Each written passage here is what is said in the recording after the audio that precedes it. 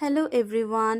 আজকে বিকেলবেলা না মনটা একটু উদাস ছিল, আর মাঝে মাঝে যে আমার মধ্যে কেন এই উদাসীনতা কাজ করে আমি নিজেই জানি না। পড়াতে যাওয়ার পথে এইখানে একটুখানি দাঁড়িয়েছিলাম, এই স্নিগ্ধ পুকুরটা দেখে আমার মনটা একেবারেই ভালো হয়ে গেছিল। যাই হোক, প্রকৃতিতে সবসময় কথা বলে, তাই না? আর তারপর আসার পথে দেখি যে এখানে কতগুলো পাখি, ওদের সাথেও একটু দাঁড়িয়ে বোঝার চেষ্টা করছিলাম যে ওরা একে অপরকে কী বলছে। পাখি হলেও ওরা কিন্তু নিজেদের মতো খুবই সুখে থাকে, যেটা আমরা মানুষরা সচরাচর থাকতে পারি না।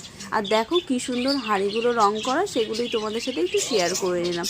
আর এখানে এই পাখিটা আমার ভীষণ ভালো লেগেছে। তোমরা যদি কেউ নাম জেনে থাকো অবশ্যই আমাকে কমেন্ট করো, আমি কিন্তু এটার নাম জানি না। আর হচ্ছে যে এই পাখিটা এত সুন্দর কথা বলছিল, আমার মন ভরে যাচ্ছিল। আর তারপর বাড়ি ফিরতেই দেখি যে কি সুন্দর ওয়েদার, আজকের ওয়েদারটা দুর্দান্ত ছিল, তাই ভাবলাম তোমাদের সাথে একটু শেয়ার করাই যাক। আর এই নতুন গাছটা আমি লাগিয়েছি। চলো দেখা হবে নতুন নেক্সট মিনি ব্লগে, ততক্ষণ পর্যন্ত